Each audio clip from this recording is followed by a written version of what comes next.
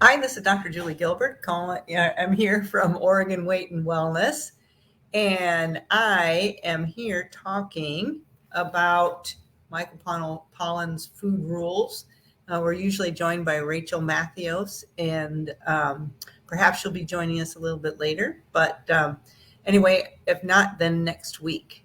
But we will be continuing our conversation again about Michael Pollan's Food Rules book.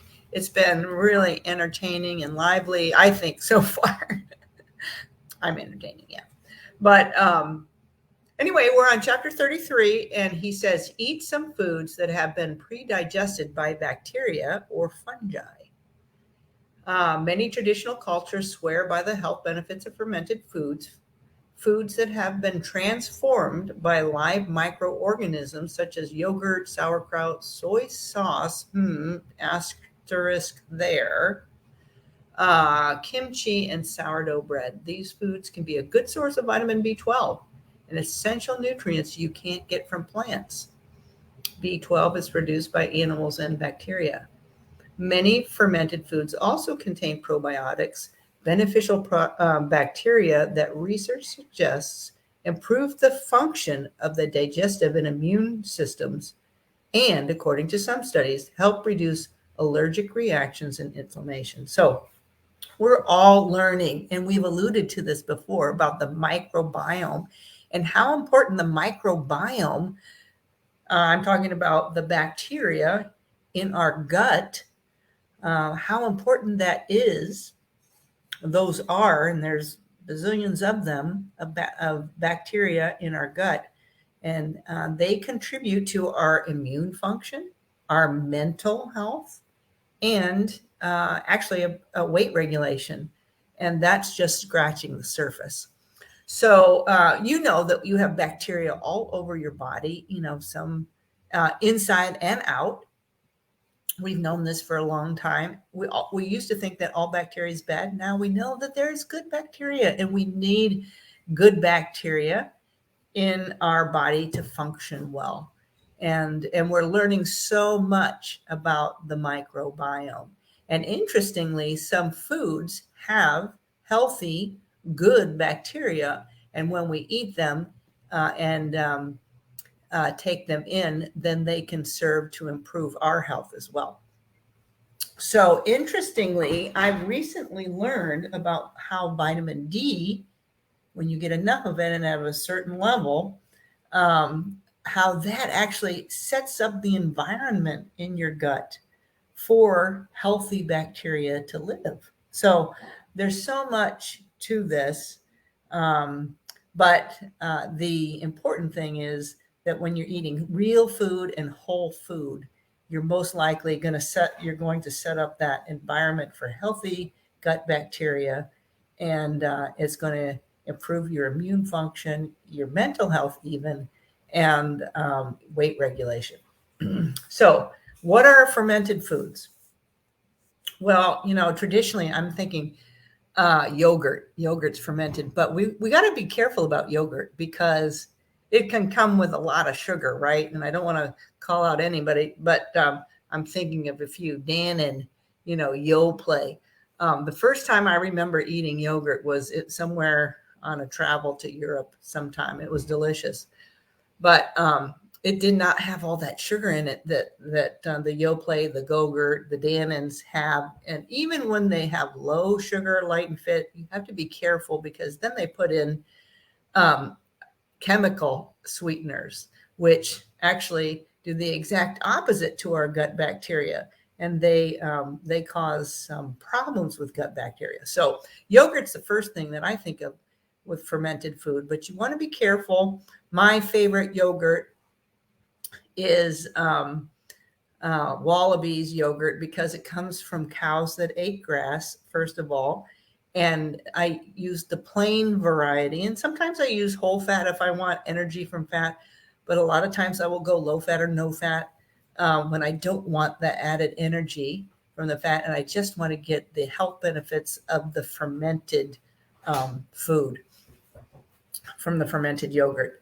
My sister-in-law, Amy, she makes her own yogurt, and I've tried to do that a couple of times. I'll probably try it again, but she makes her own yogurt. And interestingly, that's my brother who eats it every day. This yogurt, he's seen a significant benefit and improvement in his health.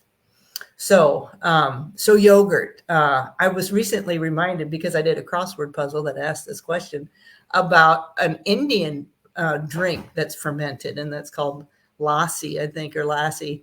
I'm not sure, but it's fermented milk. Another fermented milk is kefir. And again, you have to be careful not to drink the blueberry or the strawberry, because it's a lot of added sugar, which is going to feed the bad bacteria along, with other healthy bacteria. So you definitely want to use plain varieties when you're choosing yogurts. But other things that I didn't realize could be fermented, and just until a few years ago, are pickles. A friend of mine, Lisa, made fermented pickles, and they taste delicious. Now, this isn't in the usual vinegar, but the food is just put in water on the table and let to start to break down. And those breakdown, part of that breakdown is bacteria, and those bacteria can be healthy for us. So pickles can be fermented. Any food can really be fermented. But I've recently enjoyed fermented pickles from Bubby's, and I found those at Life Source or Natural Grocers, sometimes Fred Meyer. Occasionally, Costco has a big jar of them, but Bubby's makes fermented pickles and fermented sauerkraut. I never thought I would like fermented sauerkraut, but it's actually tasty, and you don't have to eat, huge amounts of it, but even a tablespoon or two along on your salad will add a certain zing and get that good bacteria going in your gut. So they mention soy sauce. To me, that's a little bit controversial, but there are some fermented soy products that can be healthy, as long as that soy, in my opinion, is non-GMO and organic. And then sourdough bread. Now, if and when I eat bread, it's usually sourdough, but I still choose the bread that is whole grain, not the white bread. So some people read sourdough bread, great for you, I can eat a loaf of it. You still have to be, watchful for the amount there, the portion. Yeah. So, but all these foods, and I didn't mention kimchi, and I've tried kimchi, and it is pretty tasty. Actually, a friend of mine, Daniel, brought me some that he made. It is absolutely delicious. Daniel, I miss you so much, and your kimchi. But anyway, so many foods that can be fermented, and different cultures have different traditions in fermented foods, but pretty much every culture has a fermented food, and it can really help feed the gut bacteria. He mentions B12. Well, eat all the B vitamins, actually, and then there are 8 B vitamins, and how important those are for health. And not just B12. B12 is one of the, a very important one, but also B5, for example. And I'm learning, and that comes from bacteria in your gut can make B5 or animal products. But that B5 is one of the precursors to a neurotransmitter in your brain that keeps you awake during the day and asleep at night. So many wonderful benefits from healthy bacteria, healthy microbiome. And one way to start getting that healthy bacteria is eating some fermented foods. So if you haven't tried kimchi, or maybe that seems a little exotic or too spicy for you, I'd go with a pickle. And you're going to find those in the refrigerated section at a store like Life Source or Natural Grocers, or maybe Ross has them, or Fred Meyer. But that's where I've found them and have really come to enjoy them. And I try to eat fermented foods every day. Now, there's questions about, well, what can I take a probiotic? And I think we're learning so much about probiotics. And so those are questions that don't have easy answers and require to really look at what the research is showing and the ongoing research. But what we do know is that microbiome is so important for your immune health, which is important right now, right?